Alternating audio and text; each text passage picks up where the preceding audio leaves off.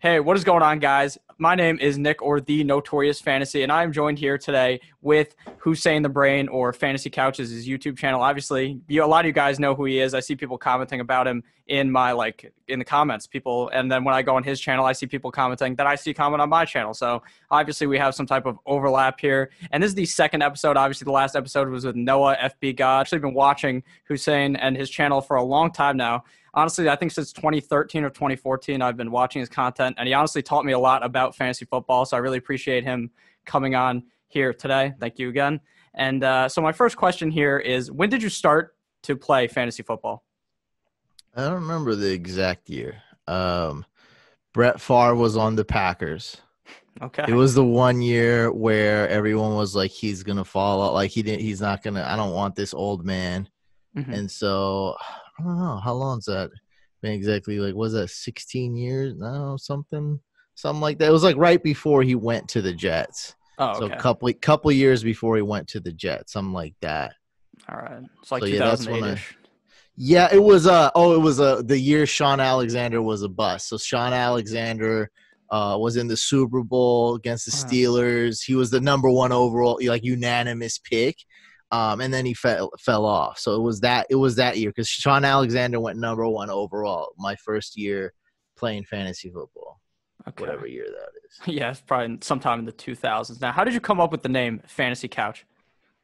So like I've always like got websites and created, without money as a teenager, starting at age 13, age 12. You go out there, you look at a domain, because it's not, it's not the 80s. Like you can start a legit business with just a website. And so I ranked them, just like ranking fantasy players. I ranked my top 10 websites that were available. Fantasy Couch was around number 3. Number 1, I think, was like unrealistic. And number 2 on my list was Fantasy Gear. We really wanted that one, but some guy owned it, and he wasn't willing to sell it for anywhere in reasonable price. Thank God, because that name is stupid as hell, and we wouldn't have succeeded. It sounds like you're buying like fetish adult gear or something. Fantasy Gear, dark, desirable, mysterious. Like, it's so terrible. I don't know why we thought that was good, and I don't know how we came up with, like, it just a name. Couch, and I guess like couch. What did they call that? Couch quarterback, or you watch. Everyone watches football on the couch. Yeah, armchair quarterback. And so that was number 3 on our list, and we didn't have anywhere as near. We had less than $100, so we went with Fantasy Couch. It costed about $8.99, and we bought that. Nice. Okay. So obviously Mike is a big part of your channel. He's also on the second channel. Obviously, guys, make sure go down below, click subscribe to both of his channels. Now, how did you meet Mike? Like, when did you first start talking to him?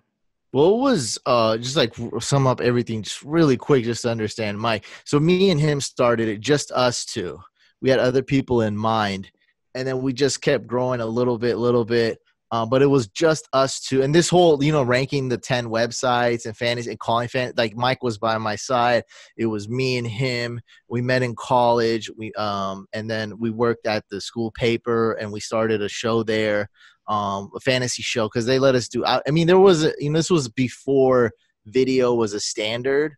Video was my life. And so I became the video editor at the school paper. They're like, man, they'll let me do anything, because they don't, video's still new. Like, I'm teaching them how to do video. So we did a fantasy show. School, we graduated, school's over. So me and him started Fantasy Couch, and we grew to 11 people at our biggest, 11 people working on Fantasy Couch. Now we're back to 2, and me and Mike. I'm going to close my window, by the way. A lot of California noises going on.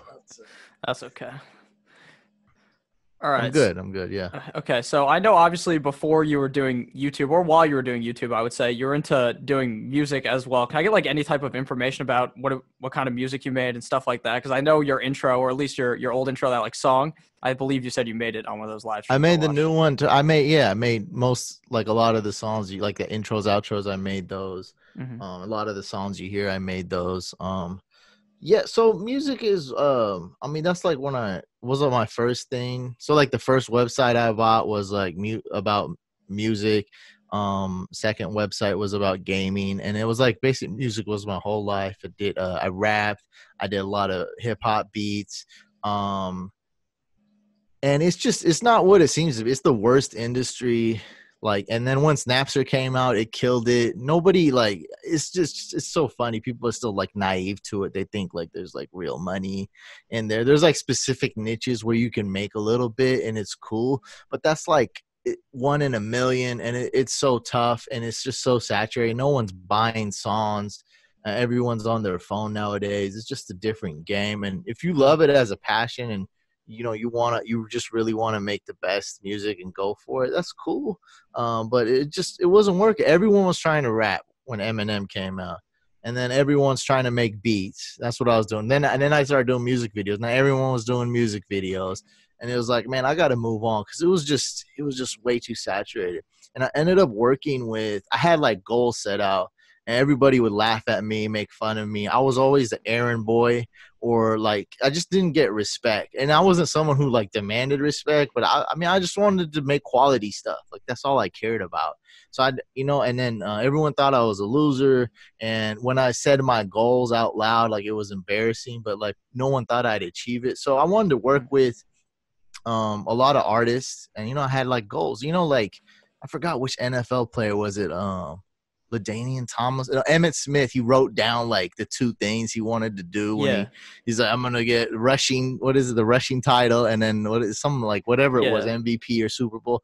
And so I didn't write it down, but everyone knew like I wanted to work with Mac Dre. I wanted to do this and that. And Mac Dre died, and I ended up producing. You know how people come out with albums after they die, like Tupac. I ended up producing a lot of songs on one of his official album it came out with after he died. So it's crazy. Not really the way you wanted to reach the goal, but I can't help a man's life. Like he died. Like, so I achieved that goal. I work with platinum artists, and there's nothing came out of it. And this is not a sob story. It's like, I could have kept going. Like you could have kept grinding, but it's kind of like, I thought I hit the holy grail. Like growing up, Mac Dre was our Michael Jordan. Growing up in Vallejo, California, so people say, we didn't like care about the big rapper. Like he was the guy. Yeah. And so once I hit the holy, I was like, oh, nothing. Nothing. You thought you're gonna feel something different. Like nothing happened. There's no money, no record deal. Record deals are a bunch of garbage too. They just sign you means like you're under contract. That's all it means. You still got to do the work. And it's up to them to, sometimes they promote the hell out of you like you're the next, sometimes not. And sometimes they, it's not necessarily like, sometimes it's like, oh, it didn't work out, or no, we're going to shelve you. So getting signed isn't even like, the only holy grail is like if you're Drake or, and then these producers are like, they're kind of like fads if you think about it. Scott Storch, hottest producer. Now he's the coldest, right? And so there's only a couple that really last a long time, and so it's just really not made out to what it is. Because I thought when I worked with the platinum artist, I was like, I thought I was gonna go platinum. I mean, I didn't see a penny. Nothing happens, bro. Nothing happens. So it was time to move. No one was doing fantasy football via social media when I hopped on. There was one other YouTuber, maybe another one, who may have done fantasy football, and there was really no one on Twitter. It was Twitter and MySpace back then. Yeah. And so, I had to jump in a pool that was less saturated, and that was fantasy. Okay. Now, you talked about your goals, obviously, that you set those goals for your music career. Did you ever set any goals for your YouTube career or anything for fantasy football related? Yeah, I mean, like get 10K, get 50K, get sponsors. Yeah, we wrote down some goals. Only goal, I mean, like the milestones. So next is 50K subs, 100K. So the only thing that we didn't achieve on that list is the 100K, 50K. And for some reason, I'm not verified on Twitter and Instagram and YouTube. YouTube just, it's so funny. Like we made all the qualifications, and like I do a lot of research on, are used to, and I'm like, all right, this is cool. Let me go ask. I know people in YouTube now. Let me ask this guy on YouTube, my YouTube rep or whatever, and he's like, oh, the rules changed 2 months ago, you need at least 100K. I was like, dude, do you know how long like I've been a loser on this platform? Like, how like come on, like he's like, oh, you gotta get 100, like you have to get 100K to even like get on there. But Hattie Waiver Wire Guru, who started the same time, he's verified at like 3,000 subs. But that's we're talking about ancient YouTube. We're talking about a decade ago. We're talking about 2008, 2009, long time ago. Yeah, obviously it's a lot different now. You have 50,000 on Twitter, I believe, so it's surprising that you're not verified, to be honest. Yeah, it's more, I don't know, it's if you know, if you're not a celebrity, it's more about kind of like a money thing. Like, are you corporate? Are you paying like, and it's like, you know, like I said, when we started, we had less than $100. We had nothing. The couch behind me is the college couch. It's a bunch of stains. You know, me, Mike, Drew, who's a big part of the couch. He drafts on those couch draft videos. You know, he slept plenty of nights on this very couch right here. That was what we had. That's our logo. That makes a lot of sense. Going back to like talking about like Twitter and YouTube and stuff, what do you think is the biggest platform now to try to grow? If you're trying to grow fantasy football, you think Twitter, Facebook? I know obviously you have a Facebook group, things like that, or Instagram. It's not really the platform, right? I mean, there's no wrong. I guess the only wrong answers would be MySpace. You know, like who's to say? Right, who am I to say you can't succeed on this? But okay, Facebook pay. So like, let's do the process of elimination. So MySpace, you know, stuff that's dead, obviously. Tumblr, you know, is like what I don't know what that's like. Basically a really whack version of TikTok. I don't know. That's old. And then Facebook pages, they nerfed those. They killed those. So don't even have having a Facebook page is like having a really ugly business card. It's maybe you want to have one just, you know, just so you have it. That's it though. You're not doing anything with that Facebook page. You will accomplish nothing on that Facebook page. Unless you're some kind of cheater or hack, just posting like weird stuff. And Facebook lies. Facebook groups are cool. It's the only thing that Zuckerberg hasn't totally killed off. You know, everything, man. Instagram, you can do it on TikTok. No one's done it on TikTok, and the audience isn't really there. But then that's the same thing. Like it's a you know, you have some people playing, and no one's really doing it. You know, it's just I don't really like it. But there's any avenue, because no one was like, oh, YouTube's like the one, you know, no one told me YouTube's the one. And same thing with Instagram and Twitter. I was one of the first on there. I didn't know what I was going to do. It was such a shock. I so didn't know what to do. Now it sounds dumb, but it's like this one guy asked me, like, he said one player or another, you know, he was like LaDainian Tomlinson or Sean Alexander. And I was like, wait, what does that mean? I was like, oh, he wants me to tell him who to start. Like, there was no, like, who do I start? Like, start him, sit him. Maybe there was start him, sit him list, but they weren't even, that's not a term that was used back then. So it wasn't a thing, like, to ask someone for advice. Now, you know, it just wasn't, you know, it's not that it was a taboo. It just wasn't, like, there was no way to go on the internet and ask people. And so I was like, okay, I know what to do with my Twitter. That makes a lot of sense. Now, obviously, your biggest, at least to me, in my opinion, the biggest thing on your channel is obviously the Hack My Lineup live streams. Now, how did you come up with that? Like, what made you think that this would be like a great idea? And obviously, it's sprouted to be something that's like amazing for your channel. So, I mean, it's different for everyone. Like, you would, you know, some people like kind of only like the live streams, or, you know, think Hack My Lineup's the best. It has the most, I'd say, magic. But I mean, the draft videos are actually kind of changed the game. But see, some people like the live magic, you know. It's not live. I do some drafts live, but it's just it's, you know, sometimes I'm concentrating and not talking, so it's silent. So the draft videos are the ones that get 50,000 plus. You know, I'm never doing that on Hack My Lineup.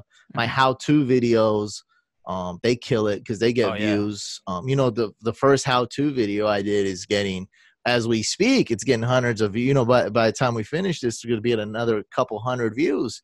So people always watch that in Germany and in Australia and Ireland and Mexico and of course here in USA. I'm just saying it used to be like 95% USA, 4% Canada. Now it's 15% is the overseas audience. It's crazy. Anyway, we're talking Hack My Lineup. So I always wanted to do. Always coming up with ideas, and so one idea I always had that I never executed was pimp my lineup. And it was I ran it through every, you know, my small circle, right? Mhm. Everyone's like, that's perfect. A guy, who helped me with my, he helps me with like my book and my course and stuff. He's Mhm. like, it's good, man. People like that. You take an idea that's already there and then you make it work. Keep in mind, this was like 4 or 5 years ago. So Pimp My Ride was still not as cringy. It doesn't make you want to jump out of your, like right Yeah. now, it's like people, like if you said Pimp My Ride, there's a lot of people who wouldn't even know what you're talking about. But Yeah. just for those that don't know, Pimp My Ride was like the show for some reason back Mhm. then. Everyone watched. You watched it, right? Yeah, when I was younger, yeah. Yeah, everyone watched it. Exhibit, what was it? Ishmael or something? Ish.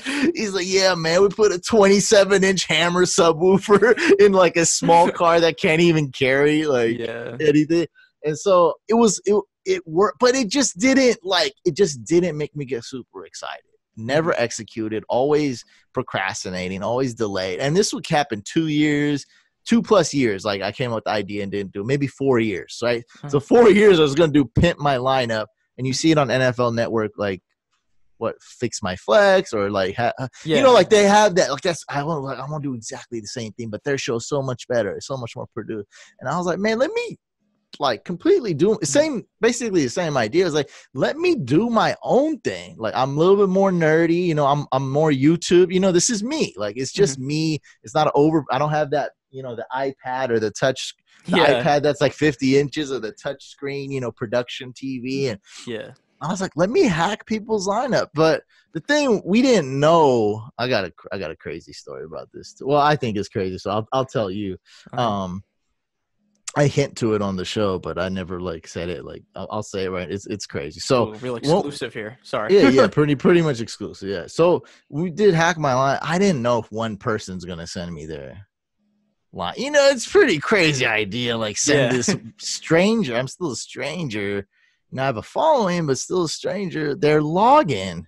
I mean, there's so much. I'm not a hacker. I'm not a security expert, but I'm very smart. Like my common sense works at a high level to this stuff. I'm a computer guy. I'm a digital artist. Like this is my digital video. This is my. I give me directions to go to your house. I'll forget after the two. I suck at that. But this is my stuff. It's like people use this, and I know you may have heard a lot of this. People use like the same password. 90% of the people's passwords are the same. People use their email since they were 15, the same email address, and it's like with knowing these type of informations, and people give me their password like 123 ABC. I'm like, dude, if this is the password to your bank account, like that's crazy. And I know some of the they're getting smart. I could just tell by what the passwords and emails I get and how people talk. People are getting smarter, but I know some people email me like their bank account password. Like I know it, and the email could be the same too. It's like damn.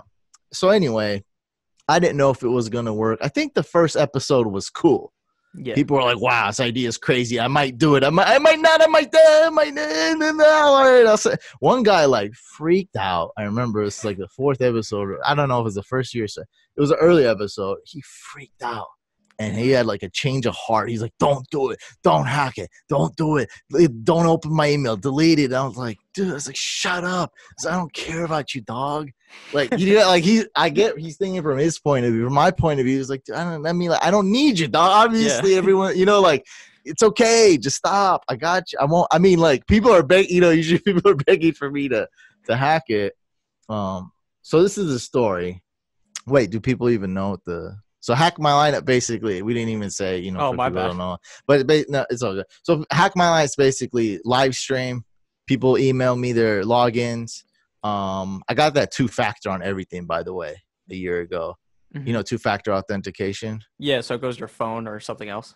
It's just turned into a security interview, by the way. So this was, guys, you got to know. So 2-factor authentication, guys, get it on all your important accounts, and get the Google app one. It's called Google Authenticator. If you get the one that sends you text, it doesn't matter. I can go to your LinkedIn, find your phone number, and clone your phone number and get that text. I'm talking about within 15 minutes. So it don't use the text. You know how sometimes text is like, hey, is this you? Yes or no? Yeah. That text, I can hack that by farting 15 times. It's so easy because I just got to clone your phone number. Like all Uh-huh. you need is a phone number. If I got the app and that it gives you this 20-second code that refreshes, get 2FA using an app like Google Authenticator. Uh-huh. I got that. That way I'm like, dude, I'm not going to get hacked. You know what I mean? Like it's so Yeah. embarrassing if I'm live and like someone hacks me or something. We had crazy stuff happen. So get the 2FA. So I got 2FA on everything. So by the way, so first episode was good as in like, hey, that was cool. People actually sent me their logins. This was cool. Like it was kind of crazy. The second episode was like insane. It was a line. Everyone was like, hack me. Everyone was like, this is crazy. I was like, what's going on? This is crazy. You're hacking. Like, is this real? Like, I'm like, this is because this, you know, you can see me doing it live. I'm in people's accounts. I can screw up, and I probably screwed up. I know I screwed up one time really big, but it ended up working out. So I go and I trademark. This is around the, let's just say around the time I trademarked FantasyCouch a few years ago, like 4 years ago. I'm like, it's time to just trademark it. And one of the reasons is kind of like weird. So I don't know, but I mean, I'm very determined. So one of the reasons we actually trademarked it was to get verified on social media. But it's like we're always a step behind. That's the theme of this verification. Always a step behind. Oh, you didn't give us money, or you're not politics, or you're not a celebrity. Okay, or you don't got 100K, or like, oh, the trademark. Like we don't care about that. Like you got trademark. Like you're a legit company. Yeah. Like I have my LLC. I'm trademarked. Copyright. Everyone's copyright essentially. If you have something, it's copyrighted. No, I can't get verified. And so I was like, man, we gotta trademark hack my lineup before like this gets out of hand. And it was like, I talked to my trademark and copyright attorney that did FantasyCouch. And she was like, there's a guy who put in a trademark and he didn't finish the final step. So it's been 11 months. He has another month and he has Tinker my lineup. And he said that because they, you know, it's all laws. Now we're getting into like legal jargon. So I'm just going to say like essentially the government, Congress or whatever, Library of Congress, whatever it is, can say, is Tinker, this is like the specifics when she broke it down, is the word Tinker too close to the word hack? And I'm like, no, but they're like, she's like, you're a human. This is about, you know, they have their own set of ways. So they have to decide that. And she's like, it's 50-50. And so she's like, contact this guy. And I was like, how do I do it? You know, like I told you, because I always hear about these legal stories where like people are like, now they're harassing the person, or they're not supposed, you know, or like, shut up, you're not supposed, don't talk to the cops, or don't talk to the plaintiff or the person on whatever, right? So I'm like, tell me exactly how to do it. So I buy one of those stalker website things. As I know, my buddy's ex did that. I was like, how'd she find you? She's like, she paid for one of those, like, look up myfile.com. You know what I'm talking about? One of those sites. And it was like $20. I bought it. I tracked this dude's down. Oh my God, those sites know everything. And no, it's Facebook, and Facebook has like his family, his previous address, like his spouse, possible parents, possible, other addresses, like. So I found out everything about him, and it's tinkermylineup.com. It's a joke website. It's like in beta. It's like, because people think like, oh, I got an idea, I'll make $1 million. Like, dude, Tinker My Line. Like, what are you doing, bro? You have to like, no one knows. He's selling like merch. He's selling like Tinker My Lineup t-shirt. Like, dude, who's on the tinkering? No one's tinkering on there. So I traced. This is the reason I'm telling this whole story, which is like. And I'll just leave it for open interpretation. Dady, he filed for that trademark the same date, the day after my second live stream came. So I don't know where he got the name, but I think it's pretty obvious he got the name from me. And when he's exchanging emails, I'm like, you know where you stop. And so, end of the day, Congress, the Library of Congress was like, hey, Tinker and Hack's different. You guys both get a trademark. I was like, that's cool. He can trademark whatever the hell he wants. I mean, he's not going to be successful. Like, he doesn't understand you got to be a loser for like 5 years or, well, I mean, that's me. But, I mean, you got to put in work for 2, 3, 4. You got to work hard, like, for 4 years to really do something. You got to build a brand. You got to build, or have an extremely good a piece of code, something that people want to. You can't just tinker my lineup. This is beta, it doesn't work, and sell merch and like, oh, it's a good idea. Like it's gonna be millions of dollars. People really think that. Like it's crazy. Yeah, that is crazy, honestly. Obviously, you talked about your book before. Do you find that writing the book was like way harder than anything? Because I know I can't write for anything, so that would to me would be much more hard or like very hard in comparison to doing these videos.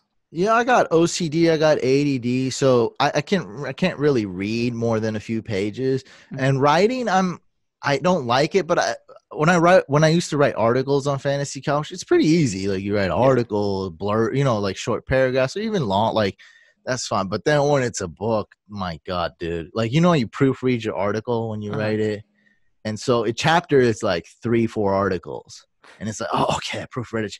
But to proofread your book, make sure like it's insane. It's just I don't want to read this anymore. Like I've already read this.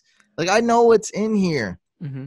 So for me, it was out of control because nobody thought I'd be able to accomplish this. My teachers, everyone was like, you like it's not gonna happen. So just when I finished the book, when I knew there was a point. It wasn't when I finished like the last sentence. It was a point like Yeah. in between the production when I knew the person they did like the design for the print version, and I saw like when it says like chapter and has the Yeah. Roman numerals. I saw the edit for that. It's like when I knew it was done. Like I knew it was gonna. There's an exact point, and I was like, because I was crazy. I mean, I was on the phone yelling and screaming. Like the editor was messing up, bro. I was like, she was messing up. I had a proof, uh, a copy. I don't know what the hell it's called, but someone who reads the book for the editor, right? Is it an Uh-huh. editor? Yeah, someone for the book. Some people don't have that, like a solo author like me, but I wanted to have one because I want it to be good. Yeah. But she's like, like master's degree in English. She's like, oh, you're not supposed to use like is. I'm like, what? Stop. And then like change my whole book, and it's just like when there's a mistake like that, and you have to hit like command find or like it's easy on an article, but when it's like 150 pages, it's not. It's like which version is which, and I have like 20 Yeah. documents, and it was a huge mess, and I had to be motivated to write it. Right? But if anyone wants to accomplish something like that, that's like hard. I know ways to. It's you just got to trick your mind and have you got to have a team. You got to have people motivating you. That's how it is. That makes a lot of sense. Obviously, I know on your channel, one of my favorite videos from your channel is when you went and recorded Joe Mixon doing his workout. Now, I know in the past you said on a live stream that you've interviewed, I believe it was someone who won the Rookie of the Year in the NBA, and you talked to him, I believe. Oh, it's a bad story. That guy, he fell off. Tyreek Evans, Uh huh. rookie of the year, and then he's pretty much like one time, but pretty much like Josh Gordon. Oh my god. Yeah. I mean, it only happened he only got caught doing it. I mean, he didn't, not get caught, but he got an indefinite suspension because of substance abuse. And I'm like, what happened to you, though? I mean, I've been to this guy's house like multiple times. Like, I That's mean, so this is a crazy. guy, and it's not like it was a shock. Hmm. And every year he just kept getting like worse and worse, like not as good. Like he's still like legit, like he still played last like whatever a year or two ago, and he's still Uh-huh. good. But it's just like, dang man, you fell off that much. It's just it's sad. Yeah. So I was just wondering, what is it like going and meeting someone who's like that big of an athlete, like Joe Mixon, someone like that? I mean, they're just people, so it's like really you're really nervous the first time you do it, but then it's like I don't know. When I met Joe Mixon, now I'm like way older. Like, cause when I first started doing this, I'm like they're same age. Yeah. So, but now I'm like way older. Like, I'm teaching this guy a bunch of stuff. I'm like, yeah, the Bills have this guy. So I'm like, the Bills had, they're really good. That's why LaShawn McCoy, because they just got like a Bills offensive lineman that year. Uh-huh. Because the Bengals always had like the worst O line, bro. Still Like, do. oh yeah, but they got like what's it, Cordy Glenn, or I'm not good with names. I think that's him, but Mhm. he's really good lineman at the time, but he's always hurt. I'm like, yeah, man. I was like, Bills are good rushing that because this was. You guys got to think this is a couple years ago. I'm like, Uh-huh. Bills are good, man. They're rushing like LaShawn McCoy, like he led some. I was like, whatever. And I was like, oh yeah, that's what I was trying to tell him. Like the Bills didn't have, they're not like they're a one-dimensional offense. Like it was all LaShawn McCoy, like little plays, and I was like, it still worked. So I was like, they had a good O line, and so yeah, and I was telling him a bunch of stuff. So That's I crazy. mean, it's really, like all he is like, I mean, he's super talented, he's dope, he's got the money now, but it's like, I mean, he's still young. So when I met Joe Mixon, he was, I don't know, like 23, 22, something. I mean, he just got out of college, Yeah. That's honestly how I feel now. Like I'm 20 now, almost 21. And like back in the day when I used to watch when I was like 10, it's like this guy's so much older than me. But now guys getting drafted are only a couple years older than me. And I just find it so crazy. Well, yeah, you got to wait till you're actually older. Yeah. Once you're as old as like those quarterbacks retiring, then it's different. And it's like, that's where I'm at right now. So it's like, yeah, these guys are like super young, so like I'm telling them a bunch of stuff. Yeah, I mean, they're cool people. But I worked with Steve Mariucci and John Madden. Now those guys, I mean, I'm not like, those guys are like, They're getting up there. Yeah, I'm not telling them anything. Those guys are so like they're set in their ways. They're so dope. Like working with those guys was insane. John Madden hates all humans. Just kind of like me. Oh yeah, he doesn't talk to anybody. He gets like really hyped and loves shaking people's hands that he's known for like 50 years. He's like, oh yeah, I remember when you were a kid on the Raiders. Like he's like, oh, I love you, man. You're the best, you're the greatest, man. How's it going? How's the family? Then like I come up or someone comes up, he's like, get away from me. But Mooch loves it. Mooch is like just like he is on the TV. But he's like, he may not necessarily like everyone, but he shows everyone love. He shows everybody love.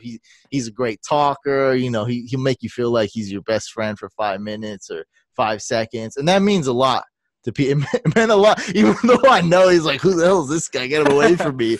He has that. He's like that, but it's like, I don't blame him. He's he's a celebrity. Like, but the 2 minutes that I kicked it with him, and he's awesome, and just seeing him work work the people and work the cameras, I was like, man, this guy, he's a mover and shaker. He's so cool.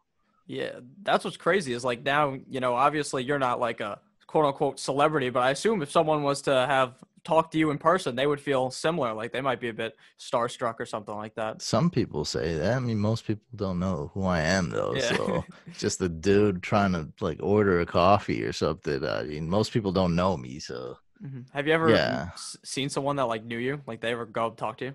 Yeah, I've been recognized several times. None for fantasy football. Really? Yeah, none. One time, my dog's popular. Uh-huh. So this guy recognized me at a gas station. She's like, dude, you just Snapchatted your dog taking a dump.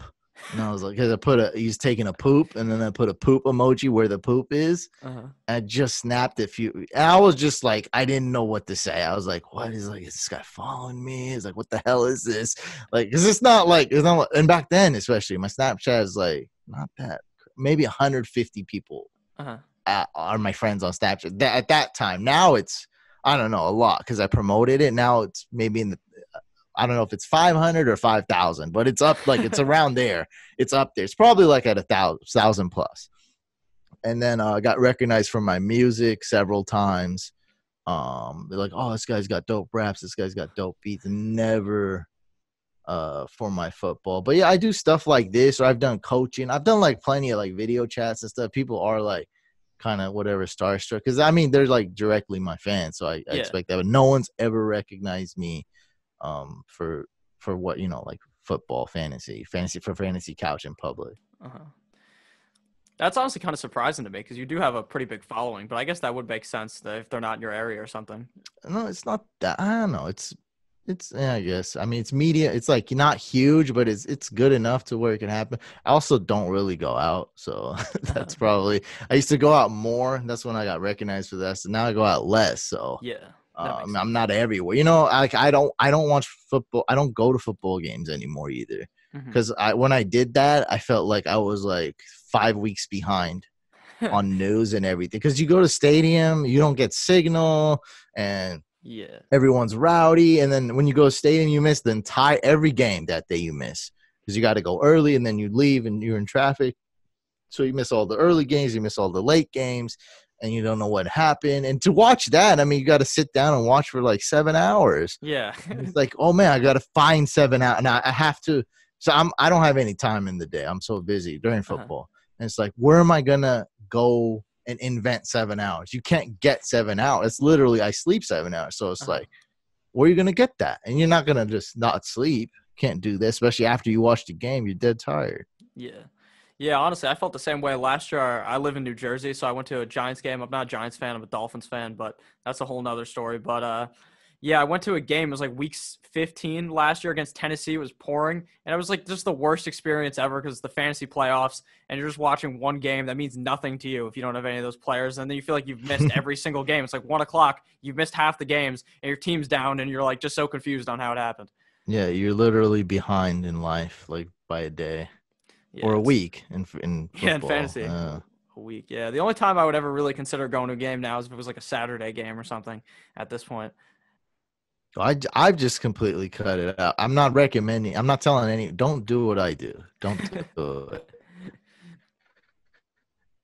It's not good. Mm-hmm. Do games. I told like this was a long time ago. I went to Niners Seahawks Thanksgiving game. I was like, I'd never been to Thanksgiving game. So me and my buddy went to a Thanksgiving game. It was it was a cool experience. Like, because I was like, I can't go like on a Sunday where I'm gonna miss all the games. I go on a Thursday, I miss no games. I'm cool. I just got to catch up like on one game. I'm fine. That makes sense. Now, obviously, what was it like when you decided to become more like from doing something normal to becoming a YouTuber? Like, did that become like a thing that when you wanted to become like the fantasy couch, obviously when you decided that was like your full-time job? Well, it started a long time ago. Like I said, I've always done something different. So I sold lyrics to like people like to buy their lyrics. I've seen stuff on there, and it actually got really big. And then some law change. It was called Wares, WAREZ, and then a law allowed you to do it. Basically, like, I mean, it's like a loophole to bootleg games. But then the law changed, and then my website shut down. So I was always doing this type of stuff. Rapping and making beats and then doing music videos. So no, this is just a progression, like what can we do? What's next? Like I was always, trying to do whatever. Like so 2000 timeline 2008 was me and Mike started Fantasy Fix in college. 2009 started Fantasy Couch. It just kept at it for 6-7 years. Nothing came of it. And then we hit 10K. And it's like a shiny gem. It's like, it's so dumb. But when it says 9.8, 9.9, people are like, all right. When you hit 10K, everyone's like, oh, this is so cool. You're so dope. Congratulations. Here's money. Here's sponsors, this and that. And then every time we reach the 10K, 20K, 30K, it's been different. So I was like, oh, if we get 100K, like we're gonna make so much money. Like, it's gonna go crazy. So 50, I already know 50K people will look at us different. So that was it. It's something as dumb as that. It's hitting this 10K milestone, bro, was up here. I wrote it down. We always talked about it, and then we just stopped. I'm like, this is stupid. It's just a number. Like, forget about it. Let's just like we're just going through the motions, and then we're like starting to kind of a little bit concentrate on like, let's get better videos. Let's do a little bit better. What are some ideas we can do? And it's just started a little bit losing myself into the content, which is what you should do. And then we hit 10K, and then we did a little stupid like little graphic like 10K, yeah, but I didn't care. I mean, I would have cared when we were at 6K. It was everything to me. But then when you're at 9K, I was like, I didn't care about any because we talked about 10K for years. We never like we were failing. We came really short, and then we hit 10K, but everyone else cared. Yeah, and now they cared way more than I ever cared, and that was it. I mean, I didn't know it was, it's not my decision because you framed the question like, this is my decision. No, this is my decision. Yes. It's the people make the decision, right? If my beats are going to sell, I'm not selling them to myself. Or if my beat's hot, like I have this one beat on YouTube. It's one of the most used beats on YouTube. It's called Andy Griffith theme song remix. Everyone hated it. They said this is stupid. This is a sample. Like, you're a whack. Whenever I did beat battles and I played it to people, a couple people really loved it. But like 98% of people thought basically the same story. Like, I'm a loser. It's whack. I put that on YouTube, and some of the most, I'm talking about the most PewDiePie. These YouTubers, I don't even know their names, like 10 million subs, 1 million subs, British, English, American. Wolfie Raps was the one who really used it. I don't know him, but I mean, everyone just caught like spam me. So that's like one of the most used beats on YouTube. So the people get to decide. And when we hit 10K, the people and the sponsors and companies, that's when they decided. And that's when I saw like, hey, this could be real, but it was only making still a few bucks, but still it's better than $0. Better than losing money, because you got to pay for the website. And, like I said, the trademark and all that costs a lot of money. And then, 10K hit, then 20K hit. And then this past year was it's just way out of control. How many I get emails and messages and texts and calls every single day, and I'm like, I'm only at 30K, but whatever. I mean, how am I gonna complain? Like, it's fine. Yeah, I definitely understand that, how setting a goal and like thinking about hitting 10K, and then like once it hits, it doesn't really even affect you. Because like I was looking for 1,000 for months, and then when it hit, it didn't even feel like a huge accomplishment to me, because I felt like I knew it was gonna happen eventually. I guess so. I don't know, because I was kind of convincing myself like, hey, it's just a number. Like, I don't want to.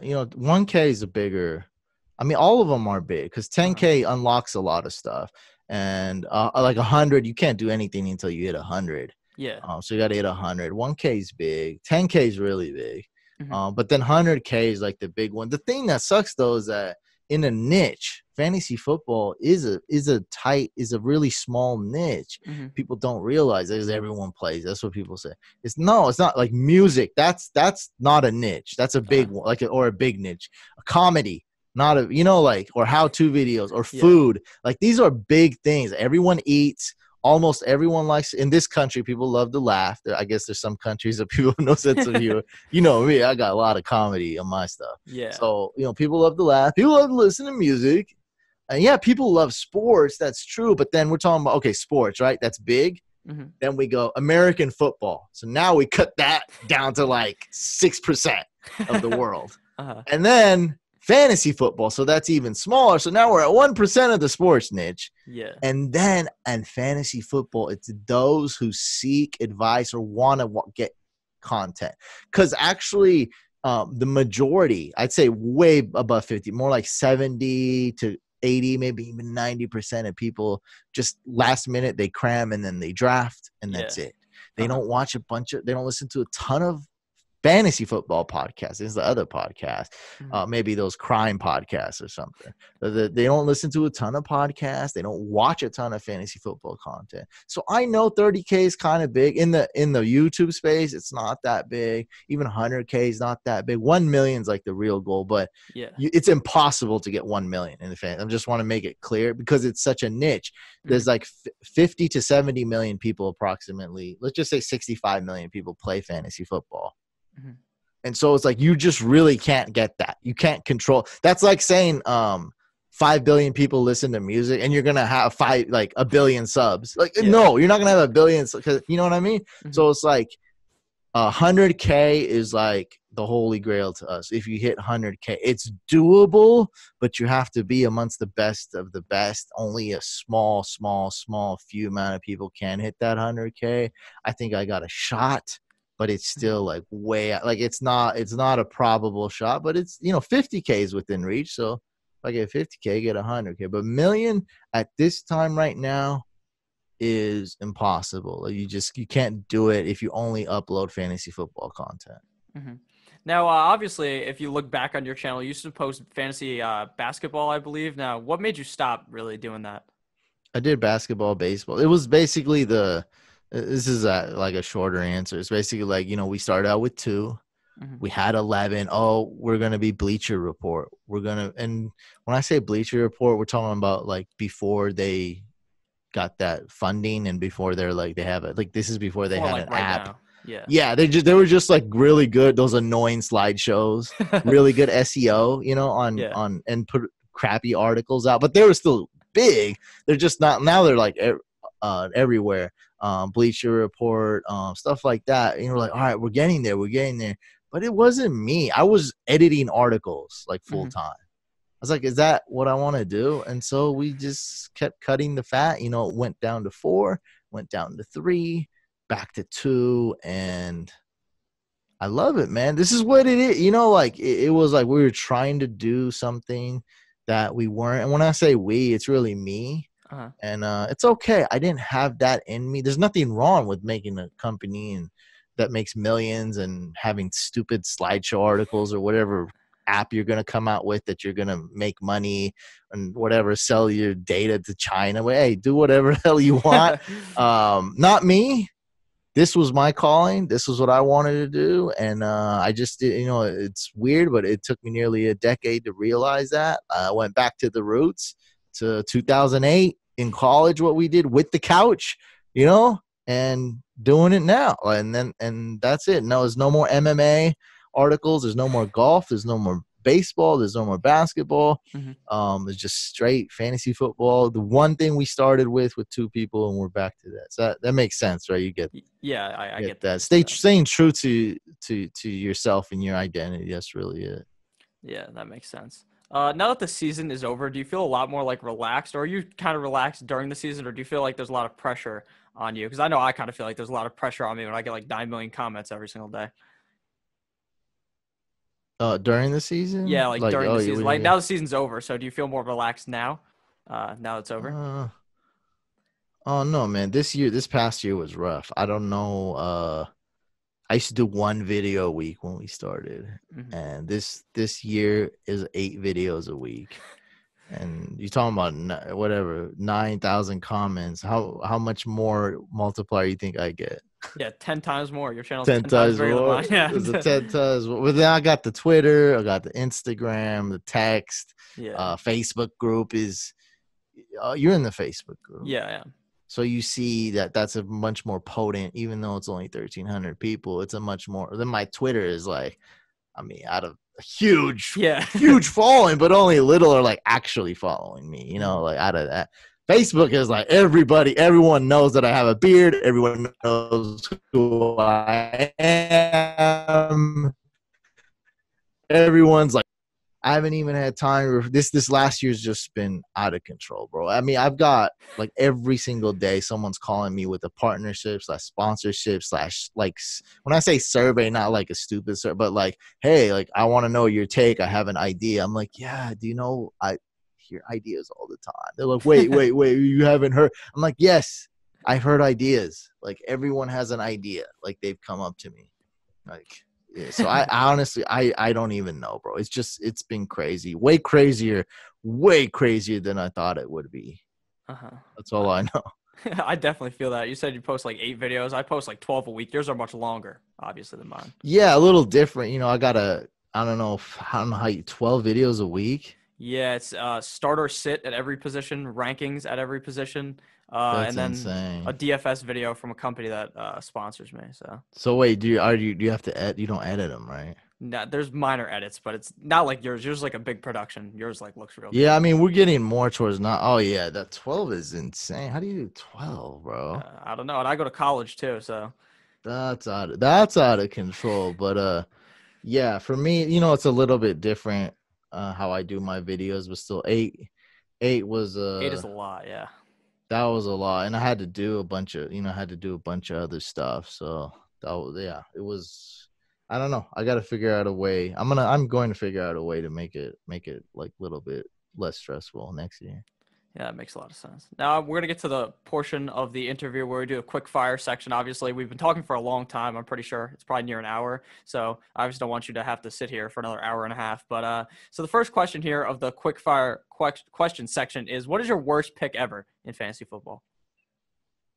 Um, I don't even know from from I can't even think of that that far back. I know I was going to Japan. I know that. And so the commissioner had the draft that like while I was packing, and I drafted Ocho Cinco and Marvin Harrison like when they sucked.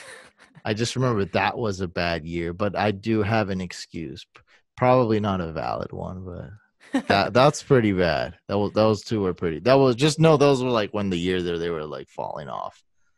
Yeah, like 2 years ago, I drafted Le'Veon Bell with the first pick, and then that was when or it was last year, I guess, when he just didn't play. He Yeah. decided not to play, and then I drafted Larry Fitzgerald in the next round. I still ended up winning, but that was just the worst 2 picks I've ever What, seen. you won? Yeah, it's a 14-team league. I won. I picked up James Conner. It was crazy. I don't know how I won. Oh, you got James Conner. Well, that was the only way you could have been saved, but you got saved. Yeah, he was getting hurt though towards the end of the season, so I was surprised that I won, to be honest. But still, like I mean, he was still. He was amazing. For paying nothing for him, you get a top 10 running back. Yeah. Every week he's playing, you're starting him and he's doing well. So it's like, yeah, it's not that bad. Yeah. Next question is, do you believe that Eli Manning should be in the Hall of Fame? You know, the real thing, I'm not deciding who's in the Hall of Fame or not. And this one falls right in the middle to me. I really don't care either way. I think there's a valid argument for him to go in. Valid argument for him not to go in. If I had to say yes or no, I would say yes.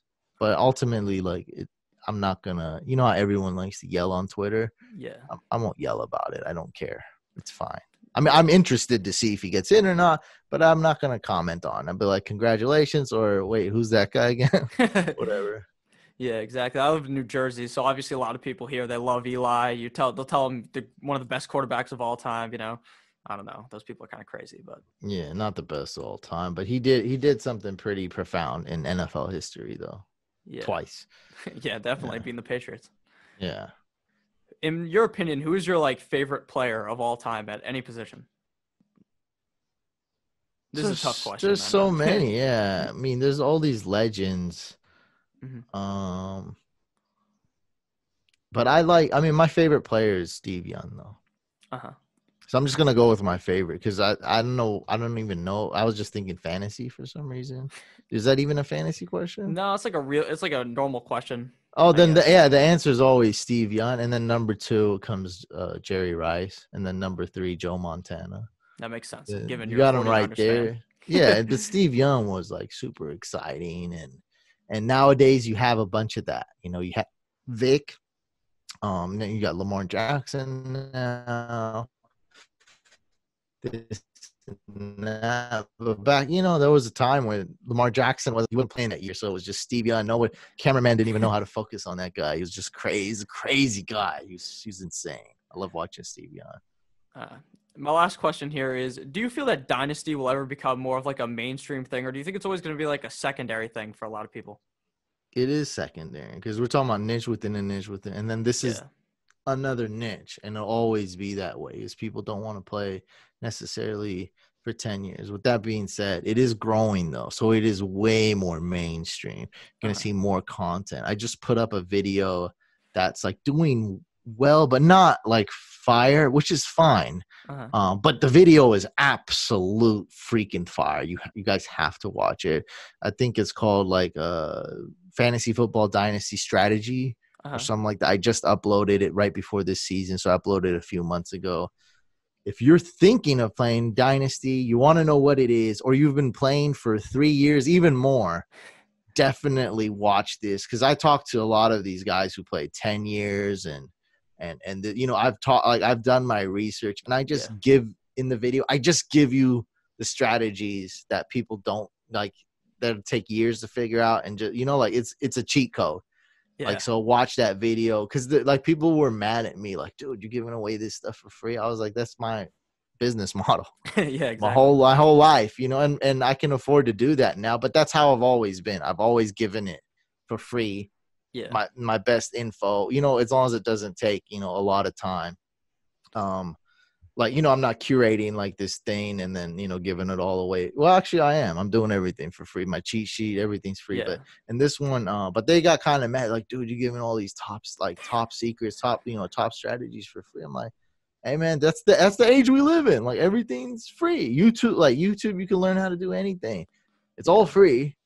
And so that's mine. Like it deserves, I feel like it should get more views. Like that's just how I feel. It's already like 5,000-6,000, which is very good for because it's a niche within a niche. But I'm just telling you guys, that's one of my best videos. If you're at all interested in Dynasty, I go over like where to play, like where not to play. And I mean, I don't like hate on all, like I just kind of go over the pros and cons, you know, where to play, like what's good, what's not, you know, youth, what you do, trading, mistakes everybody makes, people panic, this and that. So there's a lot going. It's Dynasty's totally different, and you can do it, but there's strategies like you wouldn't even think of. You know, it's almost like you're good at, you know, football, but instead of offense, now you're playing defense. Yeah. And so there's all like, you know, like you're playing, like, you know, this, or you think you do, but now there's a ton of intricacies that you never knew that are now quick fire. Let's go.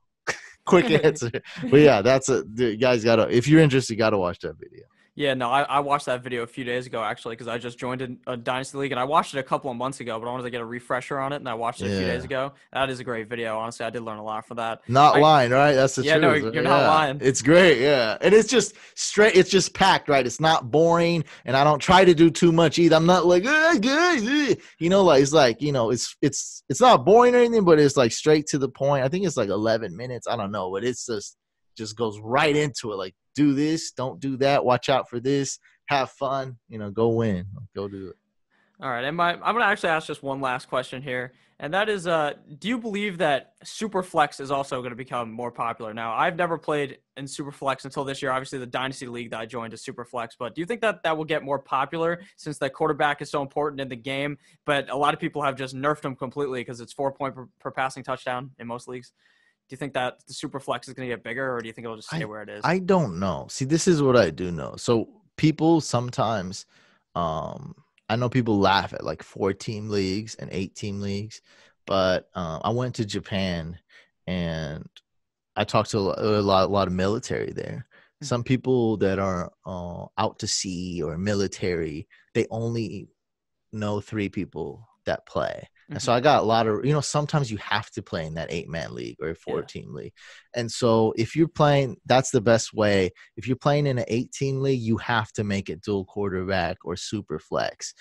That, you know, start 3 wide, make it like 3 wide receivers, 2 flex, 2 quarterback. Now we're talking. Now we just added like 4 rounds. So now it's a 20-round draft instead of 16 rounds.